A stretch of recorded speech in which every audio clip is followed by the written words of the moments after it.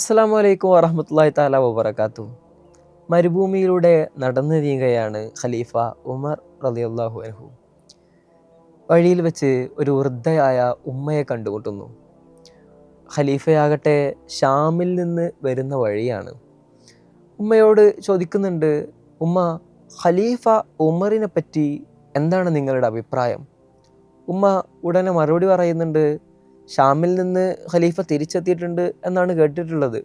രക്തരൂക്ഷിതമായി ബൈത്തുൽ മുഖദ്ദസ് കീഴടക്കിയ ക്രിസ്ത്യാനികളിൽ നിന്ന് ഒരു തുള്ളി രക്തം പോലും ചിന്താതെ തിരിച്ചെടുത്ത ഉമർ റളിയല്ലാഹു അൻഹു തിരിച്ച് മദീനയിലേക്ക് വന്നിട്ടുണ്ട് എന്നാണ് ആ സ്ത്രീ പറഞ്ഞത്. ഉടനെ ഉമർ തങ്ങൾ ചോദിക്കുന്നുണ്ട്, അതൊക്കെ പോട്ടെ, നിങ്ങളുടെ അഭിപ്രായത്തിൽ എന്താണ് ഖലീഫയുടെ അവസ്ഥ? ആ സമയത്ത് ആ ഉമ്മ പറയുന്നു, അവൻ ഒരിക്കലും ഗുണം പിടിക്കാതിരിക്കട്ടെ. എന്താണ് ഉമ്മ നിങ്ങൾ അങ്ങനെ പറയുന്നത്? ആ സമയത്ത് ഉമ്മ മറുപടി പറയുന്നുണ്ട്, ഉമർ റളിയല്ലാഹു അൻഹു ഖലീഫയായതിനു ശേഷം എനിക്കൊരു നാണയം പോലും എനിക്ക് കിട്ടാനുള്ളത് കിട്ടിയിട്ടില്ല എന്ന് പറയുന്നുണ്ട്. അറേബ്യയുടെ ഒരു മൂലയിൽ ഒരു കുഗ്രാമത്തിൽ താമസിക്കുന്ന ഒരു സ്ത്രീയോടാണ് ഉമർ റളിയല്ലാഹു അൻഹു ഇത് ചോദിക്കുന്നത്. അവിടെ വന്നിരിക്കുന്നത് ഖലീഫയാണ് എന്നോ ഇതുവരെ ഖലീഫയെ നേരിട്ട് കാണുകയോ ചെയ്തിട്ടില്ലാത്ത അത്രയും വിദൂരതയിൽ താമസിക്കുന്ന ഒരു സ്ത്രീ, അവരാണ് ഒരു ഗുണവും പിടിക്കാതിരിക്കട്ടെ എന്നൊക്കെ ഖലീഫയെ പറ്റി പറയുന്നത്. ആ സമയത്ത് ഖലീഫ തിരിച്ചു പറയുന്നുണ്ട്, എങ്ങനെയാണ് ഉമ്മ ഇത്രയും, നിങ്ങൾ ഈ മദീനയിൽ നിന്ന് ഇത്രയും ദൂരമല്ല, അറേബ്യയുടെ ഒരു അതിർത്തി പ്രദേശമാണത്, അവിടെ താമസിക്കുന്ന നിങ്ങൾക്ക് പൈസ കിട്ടിയോ, നിങ്ങൾക്ക് കിട്ടാനുള്ള സമ്പത്തൊക്കെ കിട്ടിയോ എന്ന് എങ്ങനെയാണ് ഖലീഫ അറിയുന്നത് ഉമ്മ?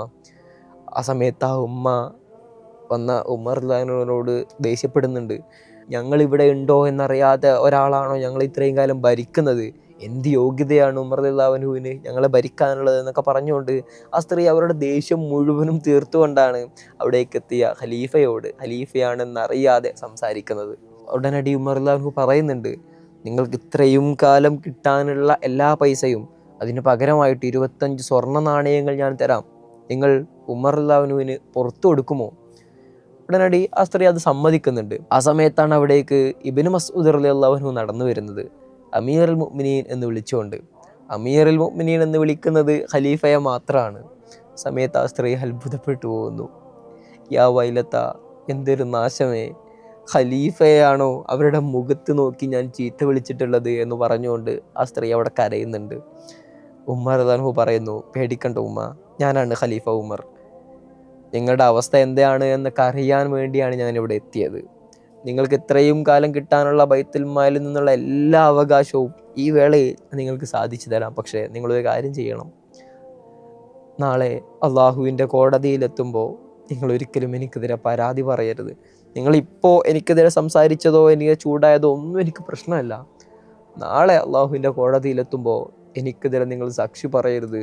അത് താങ്ങാൻ മാത്രം നന്മകളൊന്നും ഈ ഉമറിൻ്റെ ഏടുകളില്ല എന്ന് പറയുന്ന ഖലീഫ ഉമർ റളിയല്ലാഹു അൻഹുവിൻ്റെ ചരിത്രമാണ് ഇന്ന് നമ്മൾ ഇവിടെ അനാവരണം ചെയ്യുന്നത്.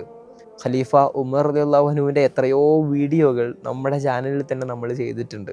പക്ഷേ ഇന്ന് ആ ഉമർ റളിയല്ലാഹു അൻഹുവിൻ്റെ ധീരതയുടെ അവിസ്മരണീയമായ, ഒഴിച്ചുകൂടാൻ പറ്റാത്തത്രയും മനോഹരമായ ചിലയേടുകൾ മാത്രമാണ് നമ്മൾ ഇന്ന് സംസാരിക്കുന്നത്. ആ സ്ത്രീയോട് ഇങ്ങനെ സംസാരിച്ചുകൊണ്ടിരിക്കുന്ന അവസരത്തിൽ അവർക്ക് നൽകാനുള്ള എല്ലാ അവകാശങ്ങളും നൽകാൻ ആളെയൊക്കെ ഏൽപ്പിച്ച് തിരിച്ച് നാട്ടിലെത്തിയ ഉമർ റളിയല്ലാഹു അൻഹു ഇബ്നു ഉമർ റളിയല്ലാഹു അൻഹുവിനെ, സ്വന്തം മകനെ വിളിച്ചിട്ട് പറയുന്നുണ്ട്, ഞാൻ മരിച്ചു കഴിഞ്ഞാൽ എൻ്റെ കഫംപുടവയിൽ നിങ്ങൾ ഒരു എഴുത്ത് വെക്കണം, തൻ്റെ അവകാശങ്ങൾ കിട്ടാതെ പോയ ആ സ്ത്രീക്ക് തൻ്റെ എല്ലാവിധ അവകാശങ്ങളും ഞാൻ ചെയ്തു കൊടുത്തിട്ടുണ്ട് എന്ന് ഒരു പേപ്പറിൽ എഴുതിയിട്ട് എൻ്റെ കഫംപുടവയിൽ വെക്കണം. നാളെ അള്ളാഹുവിൻ്റെ കോടതിയിൽ ചെന്ന് നിൽക്കുമ്പോൾ എനിക്കെതിരെ വന്ന് ആ സ്ത്രീ സാക്ഷി പറയരുത്, അവരുടെ എല്ലാവിധ അവകാശങ്ങളും ഞാൻ ചെയ്തു കൊടുത്തിട്ടുണ്ട്, അത് ഇബ്നു മസ്ഊദ് റളിയല്ലാഹു അൻഹുവും ഇബ്നു ഉമർ റളിയല്ലാഹു അൻഹുവും സാക്ഷിയാണെന്ന് പറഞ്ഞുകൊണ്ടുള്ള ഒരു എഴുത്ത് നിങ്ങൾ എൻ്റെ കഫംപുടവയിൽ വെക്കണം എന്ന് പറഞ്ഞ് വേവലാതിപ്പെടുന്ന ധീരനായ ഖലീഫ ഉമറിനെ ചരിത്രത്തിൽ നമ്മൾ വായിക്കുന്നു. പ്രിയപ്പെട്ട കൂട്ടുകാരനായ അബ്ദുറഹ്മാൻ ഇബ്നു ഔഫ് റളിയല്ലാഹു അൻഹുവിൻ്റെ കൂടെ ഒരു ദിവസം രാത്രി പെട്രോളിങ്ങിന് ഇറങ്ങിയ സമയമാണ്. മരുഭൂമിയിലൂടെ ഇങ്ങനെ നടന്ന് നീങ്ങിയപ്പോൾ ഒരു വീടിൻ്റെ അടുത്ത് നിന്നും കരച്ചിലുകൾ കേൾക്കുന്നു, കുട്ടികളുടെ കരച്ചിൽ. നമ്മൾ പലവട്ടം പറഞ്ഞ സംഭവമാണ്. അവിടെ ചെന്നിട്ട് അവസ്ഥ അന്വേഷിക്കുമ്പോൾ ആ സ്ത്രീ വന്നോട് പറയുന്നു, എൻ്റെ മക്കൾക്ക് കൊടുക്കാൻ എൻ്റെ കയ്യിൽ ഭക്ഷണമില്ല, അവർക്ക് നൽകാനൊന്നുമില്ല. കരച്ചിലെടുക്കാനാവാതെ ഇവിടെയുള്ള പാത്രത്തിൽ അല്പം കല്ലുകൾ ഇട്ടിട്ട് ഞാനിങ്ങനെ ഇളക്കിക്കൊണ്ടിരിക്കുകയാണ്. അവരതിൻ്റെ ശബ്ദം കേട്ട് ഭക്ഷണം റെഡിയാവും എന്ന വിശ്വാസത്താൽ അവർ കരഞ്ഞു കരഞ്ഞ് അങ്ങനെ ഉറങ്ങിക്കൊള്ളും. പറഞ്ഞു കേട്ടപ്പോൾ അവിടെ നിൽക്കാനായില്ല ഖലീഫക്ക്. ഉടനടി ആ മലമുകളിൽ നിന്നും ഇറങ്ങി ബൈത്തുൽ മാലിലേക്ക് ചെല്ലുകയാണ്. അവിടെ നിന്ന് ഭക്ഷണത്തിന് ആവശ്യമായ എല്ലാ സാധനങ്ങളും ചുമലിലേറ്റി വരുമ്പോൾ കൂടെയുള്ള അബ്ദുറഹ്മാൻ ബിൻ ഔഫ് തങ്ങൾ പറയുന്നുണ്ട്, ഉമർ തങ്ങളെ ഞാൻ ഏറ്റിക്കൊള്ളാം. 22 രാജ്യങ്ങൾ അടക്കി വാഴുന്ന ഭരണാധികാരിയാണ്. ഒരു രാത്രി ഏതോ ഒരു വീട്ടിൽ അടുപ്പ് പുകയാൻ ഭക്ഷണമില്ല, മക്കൾ കരഞ്ഞുകൊണ്ടിരിക്കുകയാണ് എന്നറിയുമ്പോൾ ബൈത്തുൽ മാലിൽ നിന്ന് ഭക്ഷണവും ഏന്തി ആ വഴി ദൂരം മുഴുവനും ചുമന്ന് നടക്കുന്നത് ഞാൻ ഏറ്റാം എന്ന് പറയുന്ന അബ്ദുറഹ്മാൻ ബിൻ ഔഫ് തങ്ങളോട് ഉമർ റളിയല്ലാഹു അൻഹു പറയുന്നത്, നാളെ അല്ലാഹുവിൻ്റെ കോടതിയിലേക്ക് വരുമ്പോൾ എൻ്റെ പാപഭാരങ്ങളെ ചുമക്കാൻ നിങ്ങൾ കാണുമോ എന്നാണ് തിരിച്ചുള്ള ചോദ്യം. ആ വീട്ടിലേക്ക് ചെല്ലുന്നു, ഭക്ഷണം പാകം ചെയ്യുന്നു. ആ മക്കൾക്ക് തൻ്റെ കൈകൊണ്ട് തന്നെ പാകം ചെയ്ത ഭക്ഷണം ഉമർ റളിയല്ലാഹു അൻഹു വായിൽ വെച്ച് കൊടുക്കുന്നു. മക്കളെ, നിങ്ങൾ എനിക്കൊരു സത്യം ചെയ്തു തരണം. നാളെ അല്ലാഹുവിൻ്റെ കോടതിയിലേക്ക് എത്തുമ്പോൾ നിങ്ങൾ എനിക്കെതിരെ സാക്ഷി പറയരുത്. ടൈഗ്രീസിൻ്റെ തീരത്ത് ഒരാട്ടിൻ കുഞ്ഞ് വിശന്ന് മരിച്ചാൽ പോലും നാളെ അള്ളാഹുവിൻ്റെ കോടതിയിൽ ഞാൻ മറുപടി പറയേണ്ടി വരുമോ എന്ന് വേവലാതിപ്പെട്ട ഒരു ഖലീഫയുടെ ചരിത്രം. ലോകം ഇന്ന് ദാഹിക്കുന്നത് ഇതുപോലെയുള്ള നേതാക്കൾക്കാണ്. ഇക്ബാലിൻ്റെ കവിതയും നമ്മൾ പലവട്ടം ആവർത്തിച്ചതാണ്. എന്തുകൊണ്ട് മക്കാദേശമേ നീ മറ്റൊരു ഉമറിനെ ആ മരുഭൂമിയിൽ നിന്നും വീണ്ടും ഉയർത്തെഴുന്നേൽപ്പിക്കുന്നില്ല എന്ന്? അതിന് ഒരേ ഒരു കാരണമേ ഉള്ളൂ, ഉമറിലെ പോലെയാവാൻ മറ്റാർക്കും ചരിത്രത്തിൽ സാധിക്കില്ല എന്നുള്ളതാണ്. ഒരു രാത്രിയിൽ തൻ്റെ വീട്ടിൽ നിന്നും ഉറങ്ങാതെ രാത്രി പെട്രോളിങ്ങിന് വേണ്ടി ഇറങ്ങിപ്പോകുന്ന ഖലീഫയോട് ഭാര്യ ചോദിക്കുന്നുണ്ട്, അത്തീഖ ബിൻത് സയ്യിദ്, തങ്ങളെ രാത്രിയെങ്കിലും നിങ്ങൾക്കൊന്ന് ഉറങ്ങിക്കൂടെ? ഉമർ തങ്ങൾ പറയുന്ന മറുപടിയുണ്ട്, അത്തീഖ, ഞാൻ രാത്രി ഉറങ്ങിക്കഴിഞ്ഞാൽ അള്ളാഹുവിനോട് ഞാൻ വീട്ടാനുള്ള എൻ്റെ കടമകളൊക്കെ ആര് വീട്ടും? ഇനി ഞാൻ രാവിലെ ഉറങ്ങിക്കഴിഞ്ഞാൽ എൻ്റെ ജനങ്ങൾക്ക് എന്നെ കാണാൻ വരണം, അവരുടെ ആവശ്യങ്ങളൊക്കെ നിറവേറ്റി കൊടുക്കണം, ആ കടമകളൊക്കെ ആരാണ് വീട്ടുക? തുടങ്ങി രാത്രിയോ പകലെന്നോ ഇല്ലാതെ സദാസമയം അള്ളാഹുവിന് വേണ്ടിയും തങ്ങൾ ഭരിക്കപ്പെടുന്ന ജനങ്ങൾക്ക് വേണ്ടിയും ഒരേ സമയം പ്രവർത്തിച്ചിരുന്ന ഒരു ഖലീഫ. അങ്ങനെയാണ് ആ നാട്ടിൽ ശക്തമായ ഒരു ക്ഷാമം നടക്കുന്നത്. കുടിക്കാൻ വെള്ളമോ കഴിക്കാൻ ഭക്ഷണമോ ഇല്ലാതെ ജനങ്ങൾ മുഴുവനും പൊറുതിമുട്ടിയിരിക്കുന്ന ഒരു കാലം. ഖലീഫക്ക് ദിവസങ്ങളായിട്ട് ഭക്ഷണമില്ല. ബൈത്തുൽ മാലിൽ നിന്ന് റേഷൻ സംവിധാനം വഴിയാണ് ആളുകൾക്ക് ഭക്ഷണം കൊടുത്തുകൊണ്ടിരിക്കുന്നത്. ഖുത്ബക്ക് കയറിയ ഉമർ റളിയല്ലാഹു അൻഹുവിൻ്റെ വയറ്റിൽ നിന്നും വിശപ്പ് കാരണം ദിവസങ്ങളായി ഭക്ഷണമില്ലാതെ പച്ചവെള്ളം മാത്രം കുടിച്ചു കഴിയുന്ന ഉമർ തങ്ങളുടെ വയറ്റിൽ നിന്നും ശബ്ദങ്ങൾ ഉയർന്നു തുടങ്ങിയപ്പോൾ തൻ്റെ വയറിനോട് സംസാരിക്കുന്ന ഉമർ തങ്ങളുണ്ട്. മിമ്പറിൽ കയറി ഖുത്ബക്ക് വേണ്ടി മിമ്പറിൽ കയറി അവിടെ നിന്ന് ഉമർ തങ്ങൾ പറയുന്നുണ്ട്, വയറേ നീ ശബ്ദിച്ചോളൂ, എനിക്ക് പ്രശ്നമില്ല. എൻ്റെ ജനങ്ങളിലെ പിഞ്ചുമക്കൾ വിശന്ന് കരയാത്തിടത്തോളം കാലം എൻ്റെ വയറെ നീ എത്ര കരഞ്ഞാലും എനിക്കൊരു പ്രശ്നവുമില്ല എന്ന് പറയുന്ന ഖലീഫയെ ഈ ക്ഷാമകാലത്ത് തന്നെയാണ് ഉമർ റളിയല്ലാഹു അൻഹു ഒരു നൈറ്റ് പെട്രോളിങ്ങിനിടെ പുതുതായി വന്ന ഒരു കച്ചവട സംഘത്തിൻ്റെ സമീപത്ത് കൂടി ഇങ്ങനെ നടന്നു പോകുമ്പോൾ ഒരു കുട്ടി അത് അലമുറയിട്ട് കരയുകയാണ് രാത്രിയിൽ. ആ കൂരയുടെ രണ്ടിൻ്റെ അടുത്ത് ചെന്നിട്ട് ഉമർ തങ്ങൾ പറയുന്നു, ആ കുട്ടിൻ്റെ ഉമ്മ എവിടെ? അവരോട് ആ കുട്ടിയെ നോക്കാൻ പറയൂ, കരയിപ്പിക്കരുതെന്ന് പറയുന്നു. ഉമർ തങ്ങൾ വീണ്ടും ബാക്കിയുള്ള അടുത്ത് എല്ലാം ചെന്ന് തിരിച്ചു വരുമ്പോഴും ആ കുട്ടി കരഞ്ഞുകൊണ്ടിരിക്കുകയാണ്. വീണ്ടും ഉമർ തങ്ങൾ പറയുന്നു. അങ്ങനെ ആ കുട്ടി നിർത്താതെ കരച്ചിൽ കേട്ടപ്പോൾ ഉമർ തങ്ങൾ പറയുന്നുണ്ട്, എന്തുമ്മയാണ് ആ കുട്ടിയുടെ, ആ മകൻ്റെ കരച്ചിൽ നിർത്താനാവുന്നില്ലേ? ആ സമയത്ത് ആ ഉമ്മ വന്ന് പറയുന്ന മറുപടിയുണ്ട്, ഖലീഫയാണ് പുറത്ത് നിൽക്കുന്നത് എന്ന് ആ സ്ത്രീക്കറിയില്ല. ഞങ്ങൾ വിദൂര നാട്ടിൽ നിന്നും റേഷൻ ശേഖരിക്കാൻ വന്നതാണ്. അപ്പോൾ എൻ്റെ കുട്ടിയുടെ മുലകുടിപ്രായം മാറിയിട്ടില്ല. മുലകുടിപ്രായം അവസാനിപ്പിച്ച കുട്ടികൾക്ക് മാത്രമേ ഖലീഫ റേഷൻ കൊടുക്കുന്നുള്ളൂ എന്ന് കേട്ടു. അതുകൊണ്ട് എൻ്റെ കുട്ടിയുടെ മുലകുടി അവസാനിപ്പിക്കാൻ വേണ്ടി ശ്രമിച്ചുകൊണ്ടിരിക്കുകയാണ് ഞാൻ. അതുകൊണ്ടാണ് കുട്ടി ഇങ്ങനെ കരയുന്നത്. നാളെ ഖലീഫയുടെ അടുത്തേക്ക് എത്തുമ്പോൾ കുട്ടിയുടെ കയ്യിലൊരു റൊട്ടി വെച്ച് കൊടുക്കണം, പാലുകുടി നിർത്തി എന്നറിയിക്കാൻ വേണ്ടി. അപ്പോൾ ആ കുട്ടിക്ക് കൂടെയുള്ള റേഷൻ കിട്ടുമല്ലോ, അതുകൂടെ ഞങ്ങളുടെ കുടുംബത്തിന് ഒരു താങ്ങാകുമല്ലോ എന്ന് പറയുന്ന ആ സ്ത്രീയെ കണ്ടപ്പോൾ ഖലീഫ ഉമർ റളിയല്ലാഹു അൻഹു നിശ്ചലനായി പോവുകയാണ്. അന്ന് സുബ്ഹ് നമസ്കാര ശേഷം ഒട്ടും സമയം വൈകിപ്പിക്കുന്നില്ല. സുബ്ഹ് നമസ്കാരം കഴിഞ്ഞ് അവിടെ തടിച്ചുകൂടിയിരിക്കുന്ന ജനങ്ങളോട് ഉമർ റളിയല്ലാഹു അൻഹു പറയുന്നുണ്ട്, ഇന്നു മുതൽ ജനിച്ചു വീഴുന്ന എല്ലാ കുഞ്ഞുങ്ങൾക്കും റേഷൻ നൽകാനുള്ള സൗകര്യമൊരുക്കുക. എത്ര കുട്ടികളാണ് ഈ ഉമറിൻ്റെ കിരാതമായ ഈ ഭരണത്തിന് കീഴിൽ പട്ടിണി കിടക്കുന്നതെന്ന് നിങ്ങൾക്കറിയുമോ സമൂഹമേ? അതുകൊണ്ട് ജനിച്ചു വീഴുന്ന എല്ലാ കുട്ടികൾക്കും മുലകുടി പ്രായമോ അതൊന്നും പരിഗണിക്കേണ്ടതില്ല, എല്ലാവർക്കും സൗജന്യമായിട്ടുള്ള റേഷൻ നടത്തിക്കൊള്ളുക എന്ന് തീരുമാനമെടുക്കുന്ന ഖലീഫയെ നമ്മൾ കാണുന്നുണ്ട്. അലി റളിയല്ലാഹു അൻഹു ആണ് ഒരിക്കൽ അവരുടെ വീട്ടിൽ നിന്ന് ജനലിലൂടെ പുറത്തേക്ക് നോക്കുമ്പോൾ ഖലീഫ ഒരു ഒട്ടകത്തിൻ്റെ പിറകെ ഇങ്ങനെ ഓടുന്നത് അലി തങ്ങൾ കാണുകയാണ്. വീണ്ടും വീണ്ടും ആവർത്തിക്കുന്നു, 22 രാജ്യങ്ങളുടെ ഖലീഫ, 22 രാജ്യങ്ങൾ അടക്കി വാഴുന്ന ഒരു മനുഷ്യനാണ് ഒരു ഒട്ടകത്തിൻ്റെ പിറകെ ഇങ്ങനെ പാഴുന്നത് അലി റളിയല്ലാഹു അൻഹു കാണുന്നത്. ഉടനടി ചോദിക്കുന്നുണ്ട്, ഖലീഫ നിങ്ങൾ എന്തിനാണ് അതിൻ്റെ പിറകെ പോകുന്നത്? ഞാനതിനെ പിടിച്ചുകൊണ്ട് വരാം. സക്കാത്തിന് ഒരുമിച്ച് കൂട്ടിയ മുതലിൽ നിന്നും അതിൻ്റെ എണ്ണ തിട്ടപ്പെടുത്തുന്നതിനിടയിൽ ഒരു ഒട്ടകം അവിടെ നിന്ന് ഓടിപ്പോയപ്പോൾ അതിൻ്റെ പിറകെ ഓടുകയാണ് ഖലീഫ. ഒരു ഭരണാധികാരി എങ്ങനെയാവണമെന്ന് ഉമർ റളിയല്ലാഹു അൻഹു ജീവിച്ച് കാണിച്ചു തരുന്ന മനോഹരമായ ഏടുകൾ.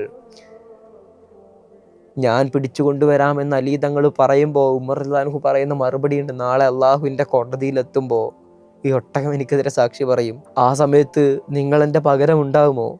ഇതെൻ്റെ ഉത്തരവാദിത്തമാണ്, ഞാനത് നോക്കിക്കൊള്ളാമെന്ന് പറഞ്ഞുകൊണ്ട് ആ ഒട്ടകത്തിൻ്റെ പിറകെ പോയി അതിനെ പിടിച്ചു കൊണ്ടുവരുന്ന ഭരണാധികാരിയെ നമ്മളിവിടെ വായിക്കുന്നുണ്ട്.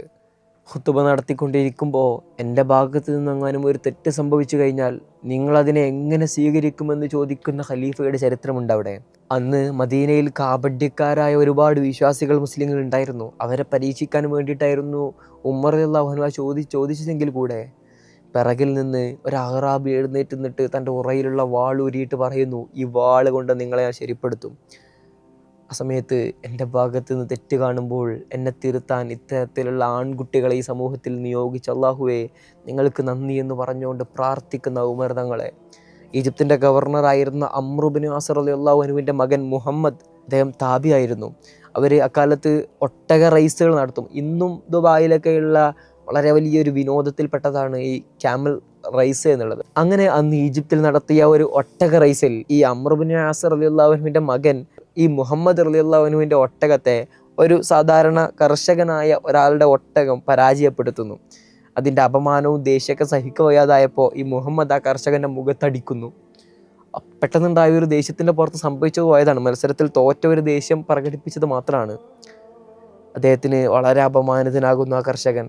സമയം ഏറെ കഴിഞ്ഞു പോയി, കാലങ്ങൾ ഒരുപാട് കഴിഞ്ഞ് ഹജ്ജിന് വന്നപ്പോൾ ഉമർ തങ്ങളുടെ അടുത്തേക്ക് ആ കർഷകൻ പരാതി പറയാനെത്തുന്നു. നടന്ന സംഭവങ്ങളൊക്കെ വിശദീകരിക്കുന്നു. മാസങ്ങൾ ഒരുപാട് കഴിഞ്ഞു പോയിട്ടുണ്ട്, പക്ഷേ എൻ്റെ അഭിമാനം ആ സമയത്ത് അത്രമേൽ ക്രൂരമായി ഹനിക്കപ്പെട്ടിരുന്നു, ഞാൻ അത്രയേറെ വേദനിച്ചിരുന്നു എന്ന് പറയുന്നു. ഉടനടി മിസ്റിൽ നിന്ന് അംർ ഇബ്നു ആസിനോടും മകൻ മുഹമ്മദിനോടും മദീനയിലെ ഖലീഫയുടെ സമീപം എത്താൻ പറയുന്നു. അത്രയും വഴിദൂരം നടന്നു വരുന്നു. ഈ ഒരു ഒട്ടക റേസിൻ്റെ പേരിൽ നടന്ന ഒരു മുഹമ്മദ് ആ കർഷകൻ്റെ മുഖത്തൊന്ന് അടിച്ചതിൻ്റെ പേരിൽ അത്രമേൽ ഒരു മനുഷ്യനും നീതി ലഭിക്കാതെ പോകരുത് എന്ന ഉദാത്തമായ അദ്ദേഹത്തിൻ്റെ നിശ്ചയദാർഢ്യം. അംർ ഇബ്നു ആസ് റളിയല്ലാഹു അൻഹുവും മുഹമ്മദും വന്നതോടുകൂടെ ചാട്ടവാറെടുത്തിട്ട് രണ്ടുപേരെയും പ്രഹരിക്കുന്നു. നിങ്ങൾക്കാരാണ് സ്വതന്ത്രരായി അവരുടെ ഉമ്മമാർ പ്രസവിച്ച ആ മക്കളെ അടിമകളാക്കി വെക്കാനുള്ള അവകാശം തന്നത്? അദ്ദേഹത്തിന് ലഭിക്കേണ്ട അവകാശമാണ് നിങ്ങൾ ഹരിച്ചിരിക്കുന്നത്. നിങ്ങൾ അവരോട് അടിമകളെ പോലെ പെരുമാറിയിരിക്കുന്നു. എല്ലാ മനുഷ്യരും ഇവിടെ സ്വതന്ത്രരായാണ് ജനിക്കുന്നതും ജീവിക്കുന്നതും. അവരെ അടിമകളാക്കി വെക്കാൻ നിങ്ങൾക്ക് ആർക്കും അർഹതയില്ല എന്ന് പറഞ്ഞുകൊണ്ട് ഈജിപ്തിൻ്റെ ഗവർണറെയും മകനെയും ചാട്ടവാറ് കൊണ്ടടിക്കുന്ന ഖലീഫ ഉമറിനെ ചരിത്രത്തിൽ നമ്മൾ വായിക്കുന്നു. ഒരിക്കൽ ഇറാൻ്റെ രാജാവ് അവരുടെ ദൂതനായിക്കൊണ്ട് ഹുർമുസാനെ ഖലീഫയെ കാണാൻ വേണ്ടിയിട്ട് മദീനയിലേക്ക് പറഞ്ഞയക്കുന്ന ഒരു ചരിത്രമുണ്ട്. ഹുർമുസാൻ സ്വർണ്ണ കിരീടവും സ്വർണ്ണ നൂലുകൊണ്ട് നെയ്ത കോട്ടുമൊക്കെ അണിഞ്ഞിട്ടാണ് മദീനയിൽ അത്രയും വലിയ അംഗരക്ഷകളോടും പാറാവുകാരോടൊക്കെ കൂടിയിട്ട് ഇറാൻ്റെ ദൂതൻ മദീനയിലേക്ക് വരുന്നത്.